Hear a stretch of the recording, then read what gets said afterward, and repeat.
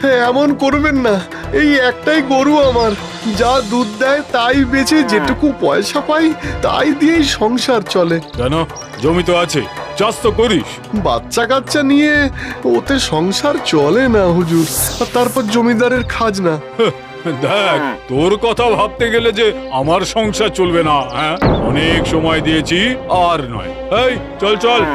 এভাবেই শীতলপুর গ্রামের প্রজারা একাধারে জমিদার আর অন্যদিকে মহাজনের অত্যাচারে নাস্তানাবুদ হয়। এমনই তিন চাষি, বলাই, কানাই আর জীবন, তিনজনেই জমিদারের জমিতে চাষ করে। কত পায়ে ধরলাম, কিন্তু মহাজন কিছুই শুনলেন না। শুনবে কেন? ওর মতো অর্থপিশাচ এই গ্রামে আর একটাও নেই। কবে 100 টাকা ধার নিয়েছি, আজও শোধ হলো না। গরুটাও নিয়ে গেল। গরুটারই তো বাজারে বেচলে 500 টাকা দাম পাওয়া যেত। বেটার কাছ থেকে আমি তোর গরু ছাড়িয়ে আনবই। হ্যাঁ, কি বললি? সত্যি এমন কথা বললি যে এই দুঃখের দিনেও হাসি পেয়ে গেল। বিশ্বাস হচ্ছে না তো আমার কথা? দেখ, যদি আমি না এনেছি বলাইয়ের গরু। এটা অসম্ভব। তারপর আমার গরু আনতে গিয়ে না তুই নিজের প্রাণটাই হারিয়ে আসিস। আমি কথা দিচ্ছি, শুধু গরু আনবো না, সঙ্গে রাজকীয় ভোজ খেয়েও আসবো। বাজি রাখছিস?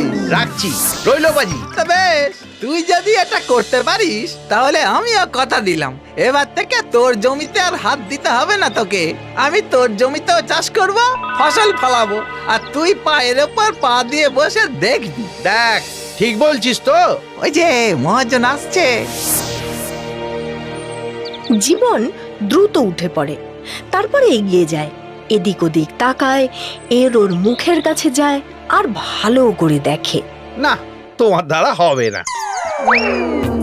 না না না, তোমাকে দিয়েও হবে না। আরে মুখের দিকে তাকিয়ে কি দেখছিস বলতো জীবন? বললাম তো, তোমাকে দিয়ে হবে না। আরে ধ্যাত, কি হবে না সেটা তো বলবি। কি করছে বলতো জীবন? কি জানি, কিছুই তো বুঝতে পারছি না। জীবন কোনো উত্তর না দিয়ে এবার সোজা মহাজনের দিকে এগিয়ে যায়।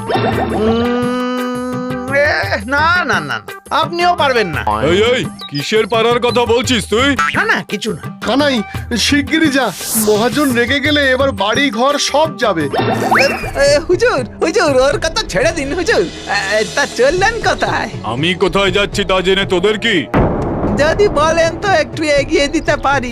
আমি যেখানে যাচ্ছি সেখানে তোরা কেউ যেতে পারবি না। কেন যেতে পারবো না? নিশ্চয়ই পারবো। আমি যাচ্ছি জমিদার বাড়ি। জমিদার তো তোকে পুছবেই না রে। শুধু পুজবে না, আদর করে ভোজও খাওয়াবে।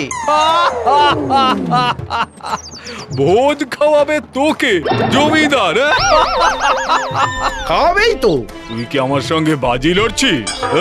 হ্যাঁ, যদি জিতে আসি তো কি করবেন? কি চাস বল? আপনি বলাইয়ের গরু ফেরত দেবেন। বেশ, আমি রাজি। দেখি তোর কত ক্ষমতা। কিরে, কি হলো? কি বললো মহাজন? এই যে, তৈরি থাক কানাই, আমার জমি চাষ করার জন্য তৈরি থাক। আমি চললাম জমিদারের বাড়ি ভোজ খেতে। ও আজ একটা সর্বনাশ করবে রে। বলাই, তোর গরুও তুই ফেরত পাবি।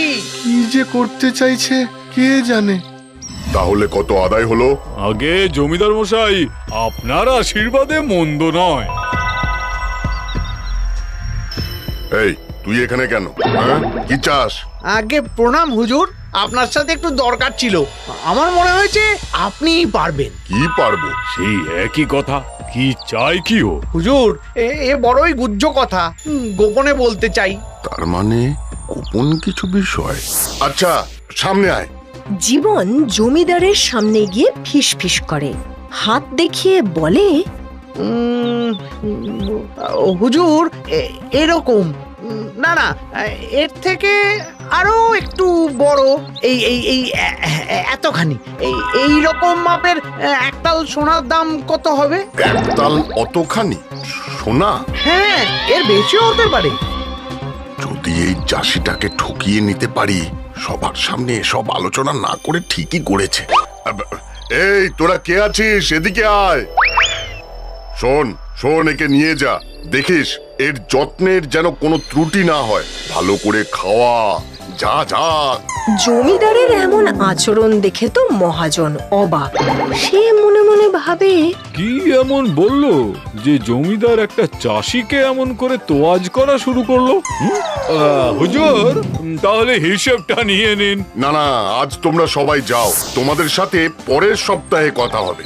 মহাজন মাথা নিচু করে বেরিয়ে আসে আর মনে মনে ভাবে, যা, কালই অমন দুধের গাইটা আনলাম আর আজ সেটা দিয়ে দিতে হবে। কিন্তু কি বললো কি ও? কতটা বললো? এই এতটা এতটা গিন্নি, এতটা। উমা, সে তো অনেক গো। হ্যাঁ, সেটাই তো কথা। আচ্ছা গিন্নি, সোনার ভরি এখন কত করে যাচ্ছে? ওই ধরো 1 লাখ। 1 লাখ? না না, ওকে তো অত বলা যাবে না। হ্যাঁ গো, 50,000 বলি? না না, আরো কম করো। ও জানে না বলেই তো জানতে এসেছে। ওকে ওই 10,000 টাকা ভরি বলো। আর শোনো, সে সোনা পেলে আমাকে একটা সোনার কোমর বন্ধন গড়িয়ে দিতে হবে, বুঝলে? আরে দেবো দেবো। এবার আমি যাই, ওর খাবার ব্যবস্থা করি।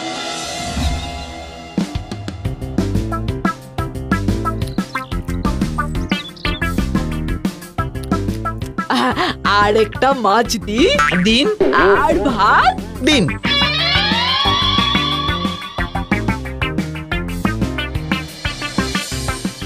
ওরে, কে আছিস?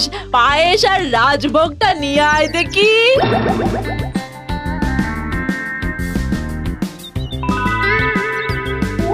খাও বাবা, খাও, আরাম করে খাও।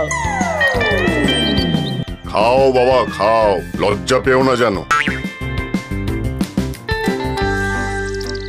এই নাও পান খাও। ভালো খেয়েছো তো বাবা? আগে হুজুর, জীবনে এমন ভালো খাবার খাইনি। চলো এবার শোবে চলো। এসো বাবা, এই পালঙ্কতে শো, এসো। হ্যাঁ, কিন্তু ওই ওই সোনার ব্যাপারটা। আহা, এত তাড়া কিসে? খাওয়া দাওয়া হয়েছে, এবার একটু বিশ্রাম নিতে হবে তো, তারপর না হয় আলোচনা করা যাবে। আগে আগে। কি নরম, তুলোর মতো তুলতুলে। এই তোরা হাওয়া কর। ঘুমো বাবা, ঘুমো। হাই তুলতে তুলতে ওঠে জীবন। দেখে সামনে জমিদার আর তার গিন্নি জুলজুল চোখে তাকিয়ে আছে। বাবা, ঘুম হয়েছে তো? হ্যাঁ হ্যাঁ, খুব ভালো ঘুমিয়েছি। হ্যাঁ, এমন নরম বিছানা। ও, এবার বলো তো বাবা, কতটা সোনা বলছিলে? হ্যাঁ, সোনা? ও হ্যাঁ, এই এতটা। এতটা মানে এতটাই? প্রতিদিন একরকম হয়তো হবে না। প্রতিদিন?